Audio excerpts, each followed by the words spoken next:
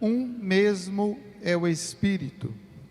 Tanto a primeira leitura dos Atos dos Apóstolos, quanto a segunda leitura, ela nos falava, pela boca do apóstolo, justamente a questão da unidade em torno do Espírito.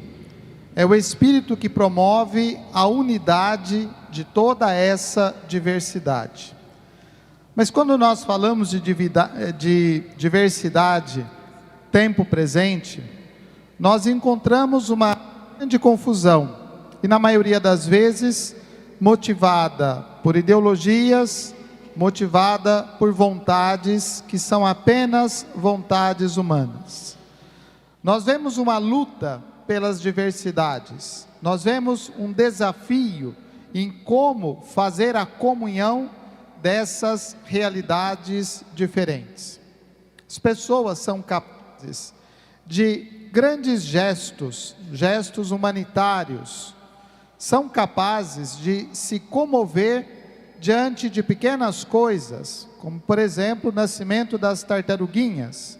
Esses dias eu estava vendo um vídeo onde as pessoas se reuniam para ver a beleza das tartaruguinhas que nasciam e iam na direção do mar.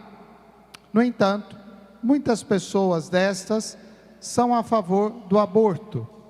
Por que vale a vida de um, mas não vale a vida do outro? As diversidades ideológicas e políticas, elas também nos dividem. Quanta diversidade política existe, mas no fundo todas elas caminham com direções e com opiniões e com vontades próprias. Nunca se encontram em torno de um bem comum, do bem da pessoa ou do bem do país. São diversidades que realmente se dividem, se fragmentam na busca dos interesses pessoais, não na busca dos interesses coletivos. E mesmo quando se diz do interesse coletivo, é o interesse coletivo de um grupo, de uma classe ou de uma particularidade.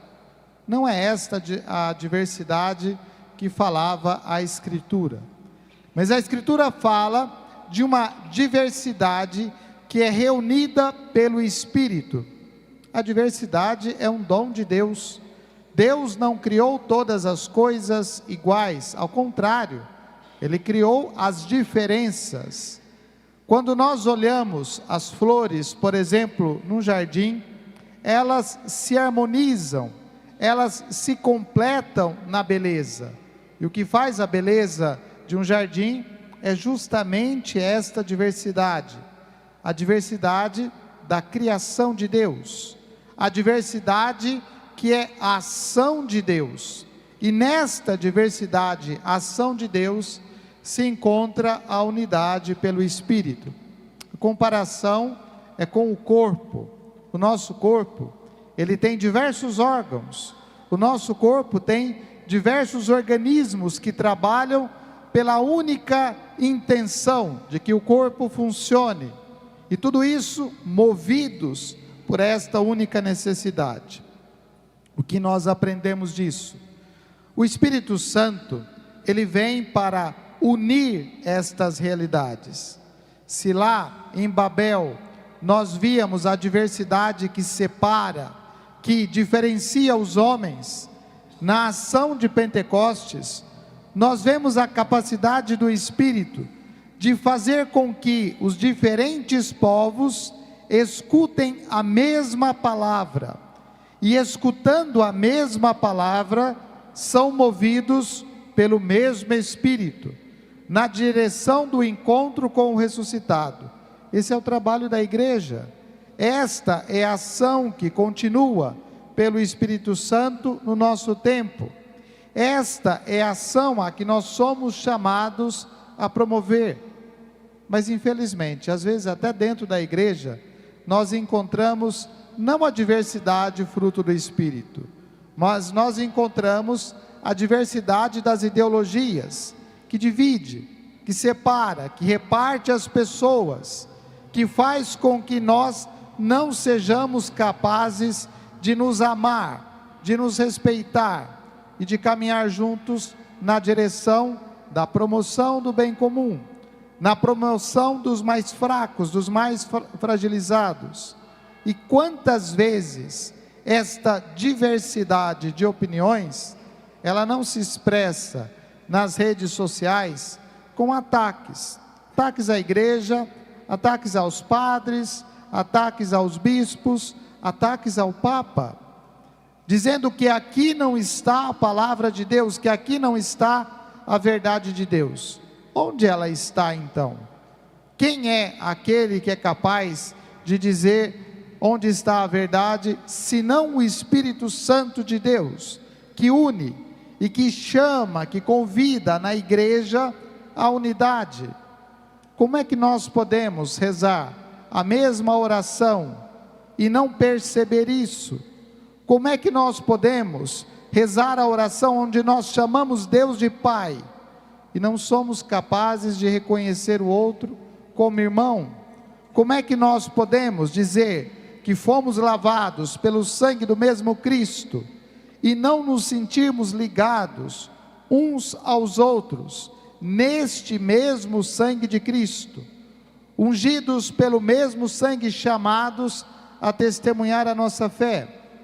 O problema não está simplesmente naquilo que vem de fora, mas na maneira como nós deixamos que as ideologias, que a diversidade proposta e usada como desculpa pelo mundo, que ela entre nas coisas da igreja, que ela nos divida entre nós, que ela nos faça escutar o Evangelho, mas não escutar o Evangelho com ouvidos de discípulos, não escutar o Evangelho como palavra que nos orienta, que nos guia, que nos direciona, mas escutar o Evangelho segundo outras doutrinas, outros pensamentos, outras indicações.